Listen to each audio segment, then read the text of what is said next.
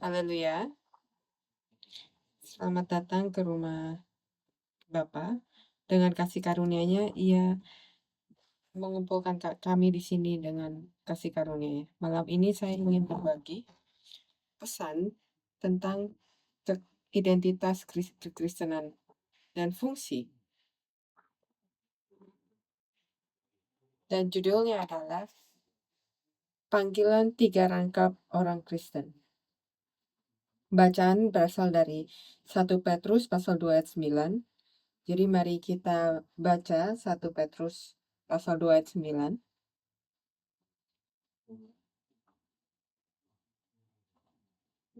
Tetapi kamulah bangsa yang terpilih, imamat yang rajani, bangsa yang kudus, umat kepunyaan Allah sendiri, supaya kamu memerintahkan perbuatan-perbuatan besar dari Dia yang telah memanggil kamu keluar dari kegelapan kepada terangnya yang ajaib.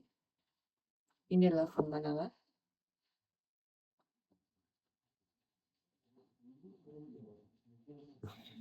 Apakah engkau tahu tujuan dan panggilan hidupmu? Banyak orang saat mereka menjalani hidup mereka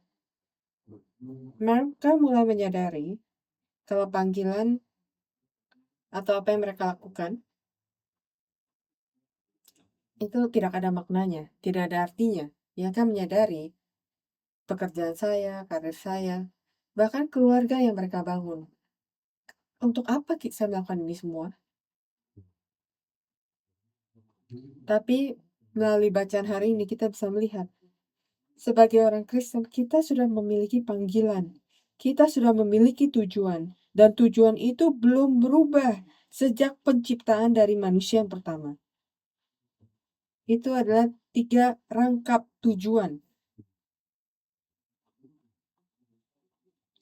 Dan alasan kita mempelajari hal ini pada hari ini, sebagai orang Kristen, tujuan dan identitas kita itu terhubung, ya kan? Sebagai orang Kristen, identitas kita yang paling utama adalah untuk berada di dalam Kristus. Dan identitas kita itu terhubung dengan Yesus Kristus, terbelenggu dengan Yesus Kristus. Dan apa identitas Yesus? Ya, ia adalah anak Allah, firman Allah, tapi dalam pekerjaan keselamatan dan pekerjaan pelayanannya, apa identitas dari Kristus? Ia datang sebagai Mesias. Mesias atau Kristus. Mesias adalah bahasa Ibrani dan Kristus adalah bahasa Yunani. Ia adalah Mesias, benih perempuan yang akan menemukan kepala ulang. Ia adalah benih Abraham yang melaluinya semua bangsa akan diberkati. Jadi kata ini, Mesias, artinya yang diurapi. Berasal dari bahasa Ibrani, Masya, yang artinya yang diurapi. Atau diolesi. Mengurapi atau mengolesi. Jadi artinya, kamu menonton Lion King kan? Di mana dia diangkat, lalu diolesi di kepalanya, berkatakan Simba. Iya, untuk mengolesi atau mengurapi itu artinya. Dan apa lambang itu di perjanjian lama? Kalau kamu diurapi dengan minyak, itu melambangkan Roh Kudus turun ke atas kamu untuk memampukan kamu dan memperlengkapimu untuk menjalankan tugas dari Allah, tujuan dari Allah, panggilan dari Allah milik kamu. Dan ada 3 jenis orang yang diurapi dalam perjanjian lama. Kamu tahu siapa aja? Ada nabi, imam, dan raja. Nabi, imam, dan raja. Tugas nabi adalah apa? Membawa firman Allah kepada manusia. Pekerjaan imam adalah untuk memperdamaikan manusia dengan Allah. Dan tugas raja adalah apa? Tugas raja itu untuk memerintah umat Allah dengan jalan Allah sesuai dengan firman Allah, dan juga untuk melindungi mereka dari bangsa-bangsa musuh. Jadi, ini 3 hal ini bersama-sama itu yang bisa kita sebagai Mesias di perjanjian lama. Ia memiliki tugas yang diberikan Allah dan pekerjaan diberikan Allah. Dan Yesus, Mesias itu adalah ketiganya. Dan jika kamu seorang Kristen dan kamu di dalam Kristus, maka tugas ini, peranan ini adalah juga untuk kamu. Ini adalah panggilan hidup kamu, ini adalah tujuan kamu dalam hidup kamu. Jadi adalah tujuan kita diciptakan. Jadi mari kita lihat panggilan ini dari perjanjian lama, dimulai dari Adam, lalu kita akan melihat bagaimana Kristus menggenapinya, dan kita akan tutup beberapa aplikasi dalam hidup kita sekarang. Jadi mari kita lihat panggilan 3 rangkap dari Adam. Jadi pada saat Allah memanggil Adam, ia menaruh di Taman Eden dan Adam harus melakukan 3 hal. Yang pertama, ia harus menjaga taman dan mengajarkan firman Allah. Dan dia harus memerintah atas makhluk-makhluk lainnya, nabi, imam, dan raja. Jadi mari kita lihat panggilan kenabian Adam. Panggilan ia sebagai nabi.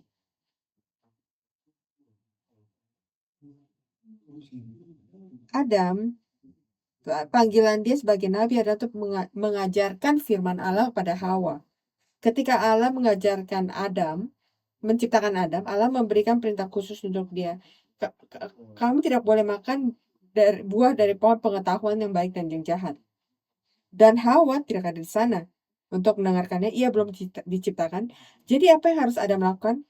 Ia harus mengajarkan firman Allah kepadanya. Itu adalah panggilannya sebagai manusia pertama. Tapi apa yang terjadi? Ketika ular berbicara pada Hawa, apakah ia mengenal firman Allah? Ada yang bilang, oh ya, dia mengenalnya terlalu baik. Ia bahkan menambahkan sedikit, ya kan? Kejadian pasal 3, 2-3. Perempuan itu menjawab ular itu, buah-buah pohon-pohonan dalam taman ini boleh kamu makan, tetapi tentang buah pohon yang ada di tengah-tengah taman, Allah berfirman, jangan kamu makan ataupun sentuh buah itu. Nanti kamu mati. Jadi, ini bukan panggilan aslinya. Jadi Hawa mungkin dia tidak menghafal ayat dengan benar, ya. Dia menambah sedikit di sini dan di sana. Dan beberapa hal lagi yang harus kita pikirkan. Apakah Adam benar-benar mengajarkannya firman dengan cara ia menerimanya sebagai firman dari Allah? Apakah Adam benar-benar mengajarkannya firman ini sehingga ia menyadari ini adalah firman Allah yang benar-benar datang dari Tuhan? Apakah Allah mengajarkan firman sebagai pendeta yang tulus, yang benar-benar berharap supaya ia bisa menaatinya?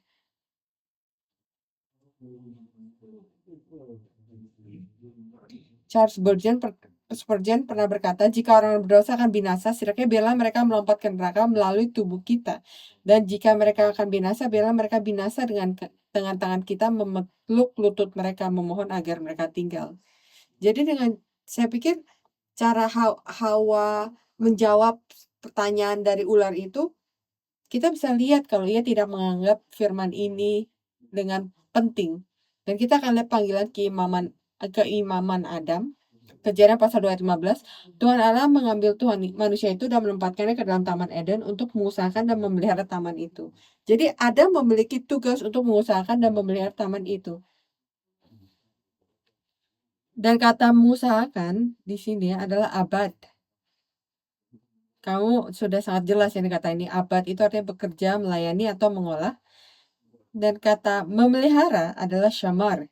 Syamar, yang berarti menjaga, mengawasi, atau melindungi. Dan bersama-sama kata abad dan syamar menekankan gaya hidup yang proaktif untuk pekerjaan yang setia untuk memelihara kekudusan Taman Eden. Karena Taman Eden ini adalah tempat di bumi di mana Allah dan manusia bisa berdiam bersama-sama. Ini adalah bait Allah yang pertama. Dan yang kita lihat di perjanjian lama, ketika dua kata digunakan, mereka menggambarkan pekerjaan para imam di kemah pertemuan dan di bait suci. Ini adalah abad dan syamar. 1 Tawarik pasal 23-32. Mereka harus bertanggung jawab atas kemah pertemuan dan tempat kudus. dan membantu saudara-saudara mereka Bani Harun dalam pelayanan di rumah Tuhan. Jadi Abad di sini melakukan pekerjaan dari bait suci ini, dan kata syamar itu artinya untuk melindungi, menjaga kesucian dari tempat kudus ini. Jadi untuk memastikan kalau tempat kudus ini tetap kudus, dan Adam harus melakukan keduanya. Tapi apa yang ia lakukan ketika ular itu datang dan berbicara pada Hawa, di manakah Adam? Dan dikatakan ketika ia makan dari buah itu, ia ada di sana bersama dengan Hawa. Hawa kan memberikan buahnya pada Adam kan. Jadi apakah ia menjaga taman itu? Enggak. Dan oleh karena itu keduanya ditendang keluar dari Taman Eden. Yang ketiga, panggilan panggilan Adam sebagai raja. Adam memiliki panggilan sebagai raja untuk mewakili Allah di hadapan ciptaan lainnya. Allah menciptakan semua binatang, burung, tapi hanya manusia yang diciptakan menurut gambar Allah. Dan apa yang Allah katakan? Dia katakan, beranak cuculah dan bertambah banyak, penuhilah bumi dan taklukkanlah itu, berkuasalah atas ciptaannya.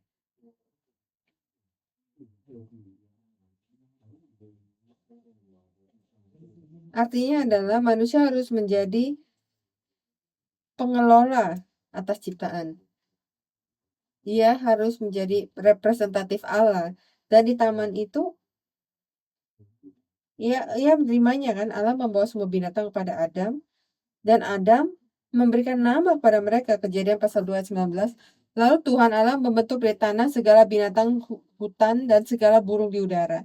Dibawanyalah semua kepada manusia itu untuk melihat bagaimana ia menamainya. Dan seperti nama yang diberikan manusia kepada tiap-tiap makhluk hidup, demikianlah nanti nama makhluk itu.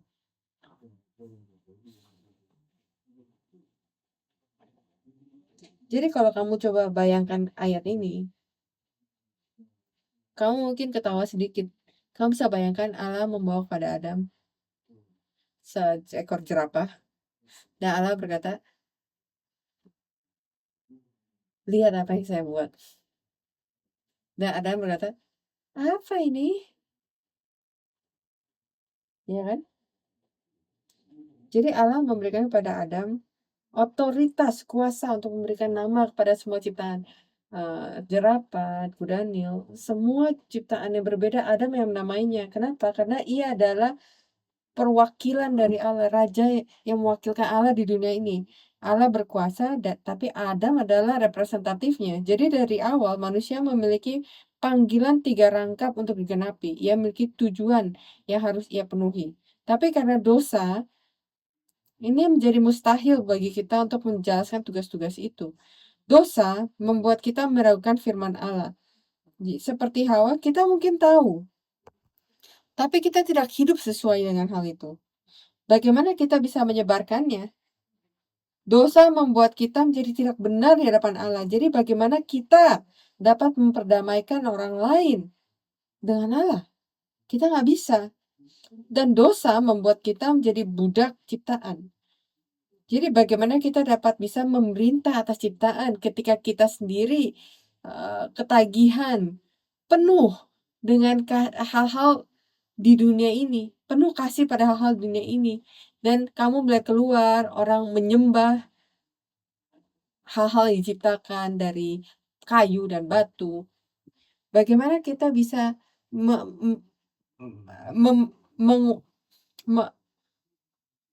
memerintah atas segala ciptaan. Jadi dari sini kita lihat kalau Adam tuh gagal melakukan sesuatu yang kita tidak bisa lakukan, dan hanya dalam Kristus kita bisa hidup dan memenuhi tugas yang Allah berikan kepada kita. Jadi sekarang mari kita lihat panggilan 3 rangkap dari Kristus. Panggilan 3 rangkap dari Kristus. Lukas pasal 4 ayat 17 sampai 21. Yesus mulai pelayanan dari pergi ke bait Allah, dan ia mengambil gulungan Yesaya dan ia membaca dari Yesaya pasal 61 ayat 1-2 dan ini dikatakan Lukas pasal 4 ayat 17-21. Kepadanya diberikan kitab Nabi Yesaya dan setelah dibukanya kitab itu ia menemukan nas di mana ada tertulis Roh Tuhan ada padaku sebab ia telah mengurapi aku untuk menyampaikan kabar baik pada orang-orang miskin. Kamu lihat di sini Roh Tuhan ada padaku. Jadi ini apa? Ini adalah bahasa Mesias kan ya? Ini bahasa Mesias ya. Oleh sebab ia telah mengurapi aku untuk menyampaikan kabar baik pada orang-orang miskin dan ia telah mengutus aku untuk memberikan pembebasan kepada orang-orang tawanan dan penglihatan bagi orang-orang buta, untuk membebaskan orang-orang yang tertindas, untuk memberitakan tahun rahmat Tuhan telah datang. Kemudian ia menutup kitab itu, memberikannya kembali pada pelayan, lalu duduk, dan mata semua orang dalam rumah ibadat itu tertuju padanya. Lalu ia mulai mengajar mereka, katanya, pada hari ini genaplah nas ini, sewaktu kamu mendengarnya. Jadi Yesus, ia menunjukkan diri di sini untuk sebagai Mesias, sebagai satu-satunya yang akan bisa memenuhi pekerjaan nabi dan raja. Dan kamu bisa lihat di bacaan ini sendiri kan, ada tiga rangkap jabatan, tiga rangkap sebagai nabi, raja, dan imam. Roh Tuhan ada padaku, ia menyampaikan kabar baik pada orang miskin. Ini ada panggilan sebagai nabi. Ia mengutus aku untuk memberikan pembebasan kepada orang-orang tawanan. Ini adalah membebaskan orang-orang yang tertindas, panggilan sebagai raja. Untuk membebaskan dari penindasan, membebaskan mereka dari musuh. Jadi sebagai imam sejati itu yang Yesus lakukan. Ia membawa berita baik kepada miskin dan sebagai nabi sejati Yesus membawa rahmat dan pengampunan.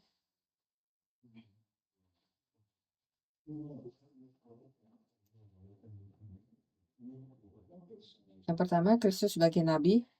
Ketika kita berbicara tentang nabi di Perjanjian Lama,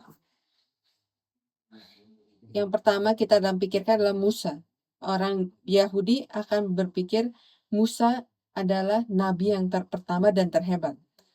Dan Musa di padang gurun Moab, ia berbicara tentang nabi di masa depan yang akan diangkat oleh Allah di antara orang-orang Israel. Nah, Ulangan pasal 18-15 dikatakan, seorang nabi dari tengah-tengahmu, dari antara saudara-saudaramu, sama seperti aku, akan dibangkitkan bagimu oleh Tuhan Allahmu, dialah yang harus kamu dengarkan.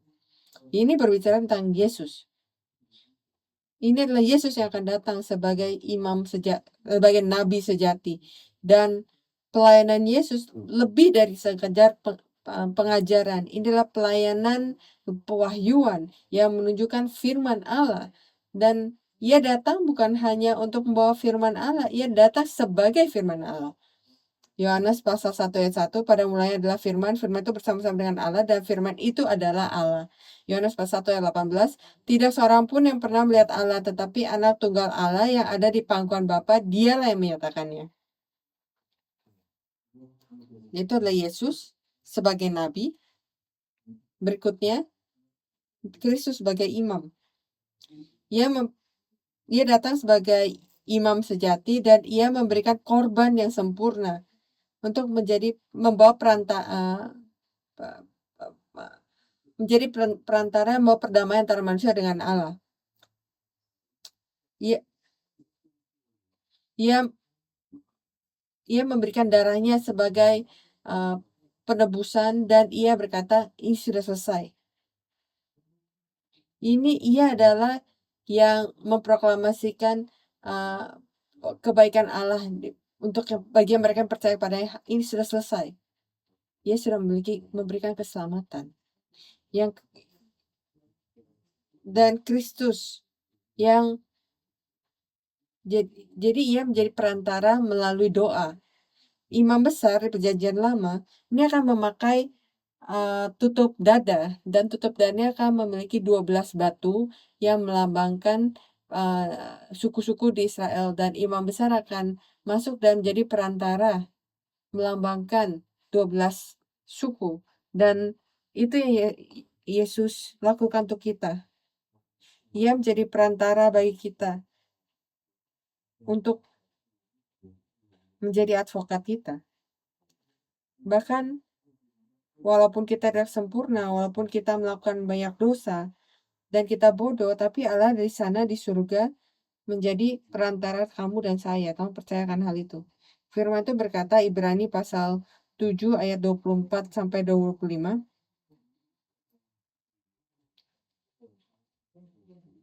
Tapi karena ia tak bersama-sama, imamatnya tidak dapat beralih pada orang lain. Karena itu ia sanggup juga melamatkan dengan sempurna semua orang yang oleh dia datang kepada Allah, sebab ia hidup senantiasa untuk menjadi perantara mereka.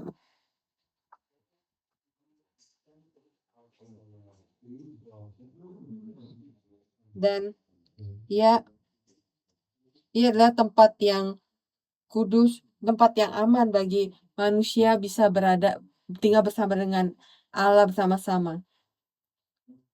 Dan Yesus datang sebagai bait suci yang sejati. Bagaimana? Ia adalah Allah dan ia mengambil darah daging manusia. Dan sebagai manusia ini ia memiliki menjadi ada irisan antara makhluk ilahi dan manusia. Dan bahkan sekarang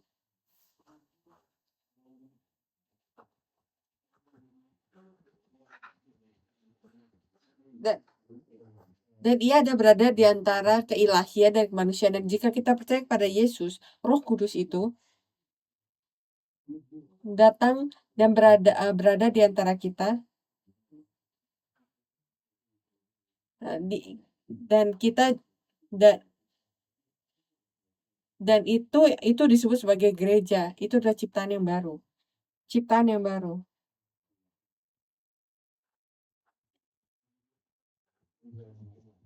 Yang terakhir, Kristus sebagai raja.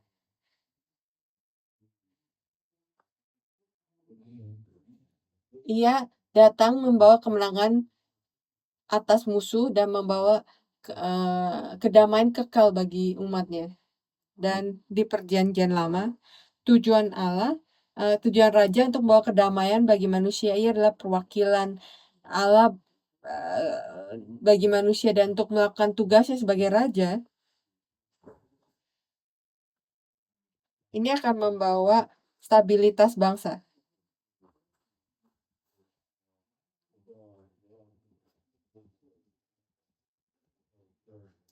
Kalau misalnya tidak ada raja, kan kerajaan tuh lemah untuk bisa diterima, tapi dengan kekuasaannya ia bisa memimpin bangsa sesuai dengan firman Allah. Bangsa itu akan menjadi prosperous, dan raja itu akan melindungi bangsa itu dari musuh, dan itu dia gambarkan sebagai gembala yang menjaga domba-domba dari serigala. 2 Samuel pasal 5 ayat 2.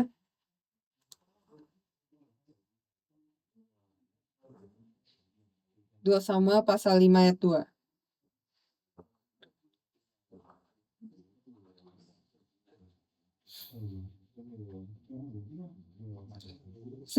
Dan kita lihat di awal, isunya adalah semua manusia setelah Adam telah berdosa.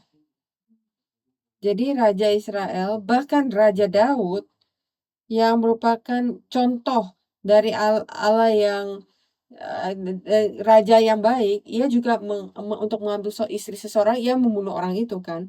Setiap raja di perjanjian lama gagal dan melakukan otoritasnya dengan cara yang sama. Jadi apa yang Allah lakukan? Yeskiel pasal 34 ayat 10 sampai 11. Beginilah firman Tuhan Allah. Sesungguhnya aku menentang para gembala itu. Ini berbicara tentang raja-raja itu. Aku menentang para gembala itu, dan aku akan menuntun domba-dombaku dari tangan mereka. Dan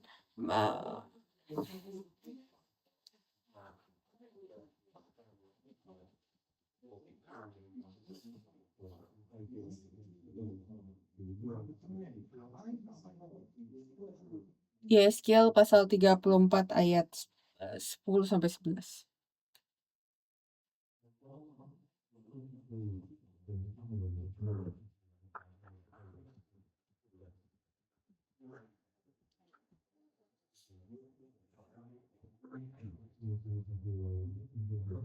Yesus adalah gembala raja, dan ia menemukan kita yang hilang, dan ia mengobati luka kita dan membawa kita kepada padang gurun yang hijau dan air yang bersih. Dan Yesus berkata di Yohanes pasal 10 ayat 12, saya adalah gembala yang baik, dan itu ia lakukan di kayu salib. Di kayu salib,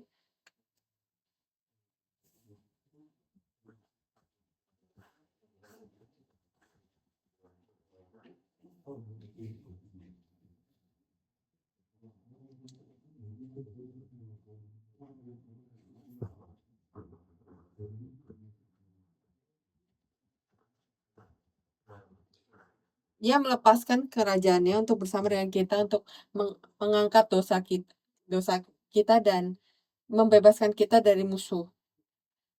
Dan di sini Yesus memenuhi pelayanannya sebagai Raja Gembala. Ia membebaskan tawanannya. Kolose pasal 2 ayat 15. Kolose pasal 2 ayat 15. Yang membunuh Tuhan Yesus dan para nabi dan telah menganiaya kami, apa yang berkenan kepada Allah tidak lagi mereka pedulikan, dan semua manusia mereka musuhi. Ibrani pasal 2 ayat 14 sampai 15.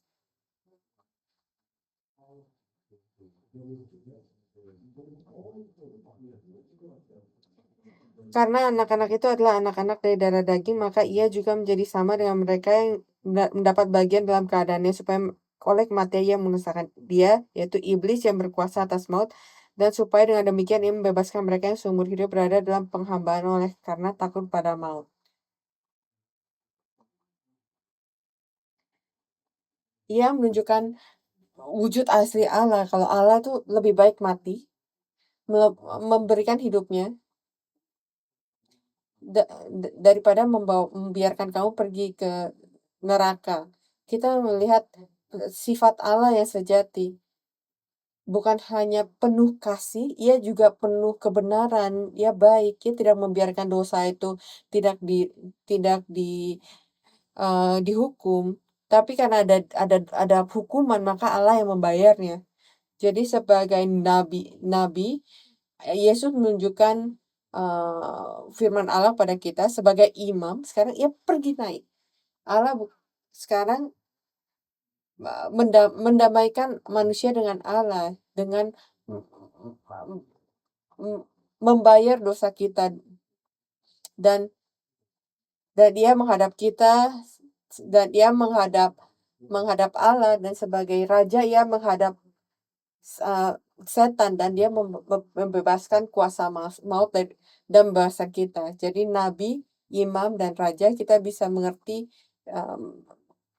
salib dengan cara ini. Sebagai kesimpulan, bagaimana kita? Apa artinya bagi kita? Kita juga memiliki 3 panggilan. Kenapa? Karena kita telah diurapi oleh Roh Kudus yang sama. Roh Kudus yang memperkuat pelayanan Yesus, itulah Roh Kudus yang sama yang ada pada kita pada hari ini. Dan apa yang ia lakukan? Roh Kudus membuat kita menjadi satu dengan Kristus, dan kita adalah tangan dan kaki dan tubuh dari Kristus yang ada di dunia ini. Jadi karena hal itu, setiap dari kita memiliki panggilan kenabian, panggilan keimaman, dan panggilan sebagai raja. Dan saya ingin sangat jelas di sini, saat saya sebut kenabian, bukan berbicara tentang ramalan ya. Kita tidak percaya dengan ramalan. Tentu saja, yes, Allah bisa melakukan mukjizat itu, tapi ini bukan apa maksudnya dengan arti kenabian. Kita bilang kenabian itu membawa firman Allah kepada manusia. Menunjukkan firman Allah, menunjukkan arti dari firman Allah kepada manusia, orang-orang yang lain. Jadi kita lihat di sini, panggilan 3 rangkap dibacaan pada hari ini, 1 Petrus pasal 2 ayat 9. Tetapi kamulah bangsa yang terpilih, imamat yang rajani. Kamu lihat di sini, raja dan imam. Bangsa yang kudus, umat kepunyaan Allah sendiri, supaya kamu memberitakan keunggulan-keunggulan Dia yang telah memanggil kamu keluar dari kegelapan kepada terang yang ajaib. Jadi kita adalah imam, kita adalah raja, dan juga adalah nabi, karena kita juga harus bisa memproklamasikan ini ke kesempurnaannya. Dan mari kita lihat panggilan ya, kenabian kita, Matius pasal 5 ayat 14, kamu adalah terang dunia. Tunggu, saya pikir Yesus adalah terang dunia, tapi sekarang kita ada dalam Kristus. Jadi kita juga adalah terang dunia. Dan apa yang dilakukan oleh terang itu, ini menunjukkan, ini bercahaya dan menunjukkan dan mengeluarkan kegelapan, ya kan? Jadi bagaimana kita melakukannya? Bagaimana kita bisa menjadi terang dunia? Tugas kita adalah untuk menunjukkan arti kebenaran dari firman kepada orang lain. Kita tidak boleh menambah atau mengurangi dari firman Allah, tapi kita harus menjelaskan firman Allah dengan jelas dan dengan sederhana supaya orang bisa mengerti. Dan kalau kita melakukan dengan ketulusan, Alkitab berkata kalau Allah akan berbicara melalui kita untuk umatnya. Alkitab berkata dengan sangat jelas. Di mana itu? Itu di Roma pasal 10 ayat 14. Dikatakan, bagaimana mereka dapat berseru kepada Dia yang kepadanya mereka belum percaya, dan bagaimana mereka dapat percaya kepada Dia yang tentangnya mereka belum pernah mendengar, dan bagaimana mereka dapat mendengar tanpa ada yang memberitakan. Jadi ini di bacaan hari ini penerjemahnya ia menambahkan 2 kata untuk membuat bacaan jadi jelas. Dikatakan masuk dan dalam. Jadi kalau kita di sini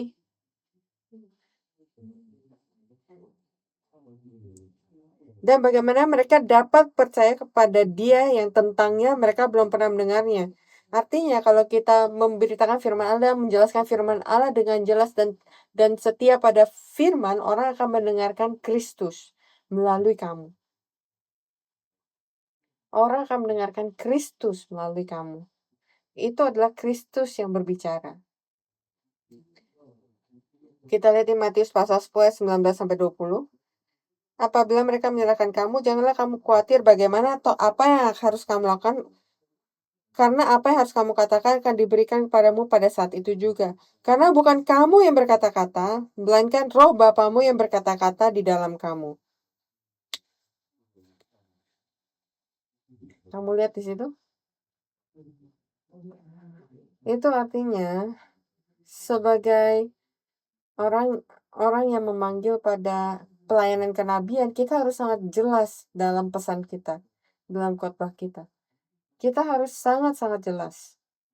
Kalau kamu tidak bisa menjelaskan sesuatu, artinya kamu tidak mengerti hal itu kan? Kita harus sangat jelas sampai kita sangat percaya diri untuk menyebarkan pesan ini kepada orang lain. Jadi mari kita belajar firman ini dengan jelas.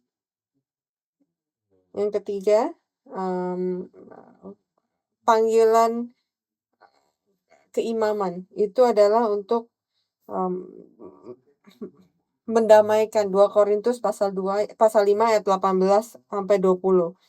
Semuanya ini dari Allah yang dengan perantaran Kristus telah mendamaikan kita dengan dirinya dan telah mempercayakan pelayanan perdamaian itu kepada kami.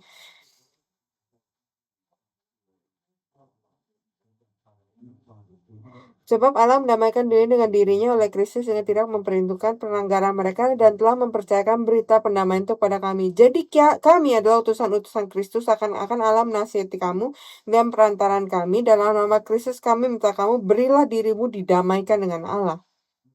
Saya berdoa firman ini bisa keluar dari mulut kita. Didamaikan kepada Allah. Amin. Yang berikutnya, sebagai imam, kita memiliki panggilan untuk berdoa dan menjadi perantara untuk orang lain. 1 Timotius pasal 2 ayat 1-2. Pertama-tama aku menasihatkan menasihatkan, naikkanlah permohonan doa, syafaat, dan ucapan syukur untuk semua orang, untuk raja-raja dan semua pembesar, agar kita dapat hidup tenang dan tentram dalam segala kesalehan dan kehormatan. Efesus pasal 6 ayat 8. Berdoalah setiap waktu di dalam roh dan berjaga-jagalah dalam doamu itu dengan permohonan yang tidak putus-putusnya untuk segala orang kudus.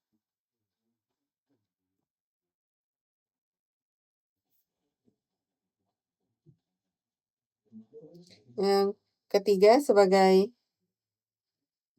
imam, kita harus menjaga dan memelihara tempat kudus yang Allah berikan pada kita. Kita harus abad dan syamar. Abad artinya apa? Kita harus melakukan pelayanan yang diperlukan untuk gereja supaya dapat bekerja. Kita harus melayani.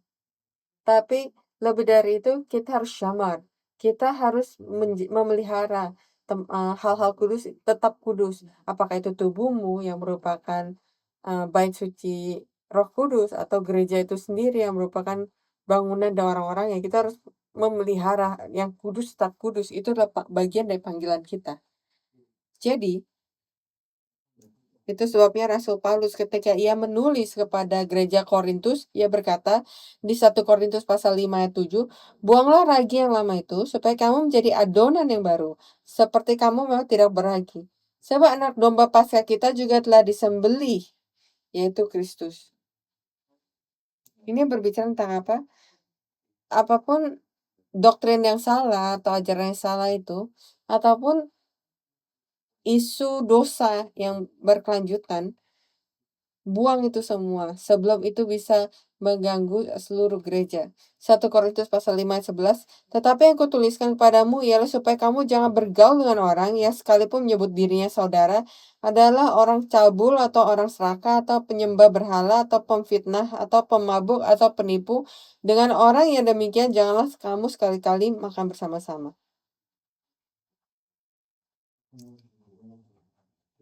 Ini merupakan disiplin gereja. Bahkan dalam bylaw kita, dalam aturan kita, ada aturan untuk mengucilkan seseorang supaya untuk melindungi kekudusan gereja. Jadi mari kita bekerja untuk memelihara abad dan syamar tempat kudus yang Allah berikan pada kita. Amin. Semoga gereja Sion bisa menjadi seperti Taman Eden, di mana tidak ada ular yang nongkrong di sini. Yang ketiga adalah panggilan sebagai raja. Tugas kita sebagai raja adalah untuk membawa aturan Allah kepada dunia ini. Matius pasal 28 ayat 18 sampai 20.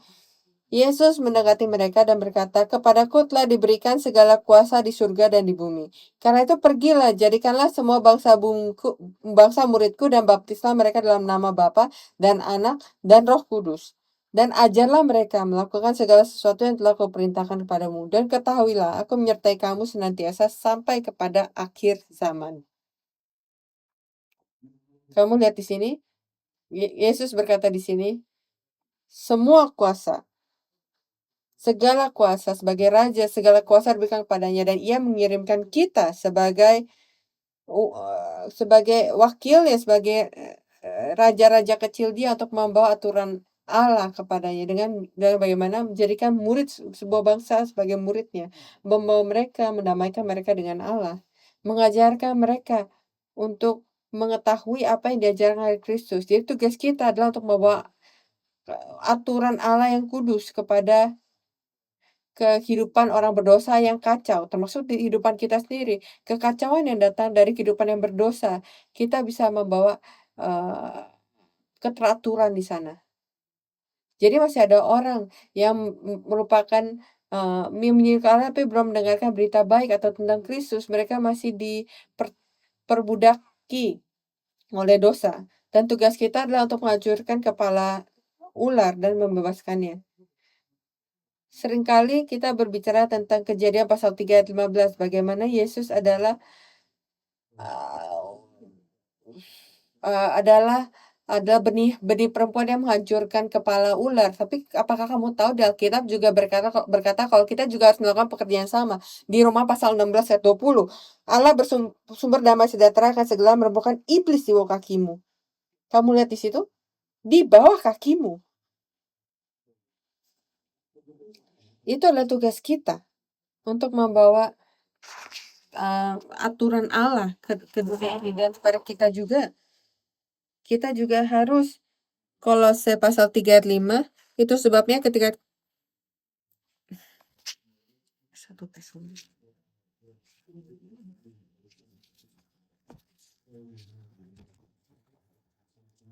Kolose pasal 3 ayat 5, karena itu matikanlah dalam dirimu segala sesuatu yang di duniawi, yaitu pencabulan, kenajisan, hawa nafsu, nafsu jahat, dan juga keserakahan yang sama dengan penyembahan berhala. Jadi sebagai orang Kristen, mari kita kenali panggilan 3 rangkap ini atas hidup kita dan menjalankan tugas kita dalam pelayanan, pewahyuan, perdamaian, dan pembebasan. Dan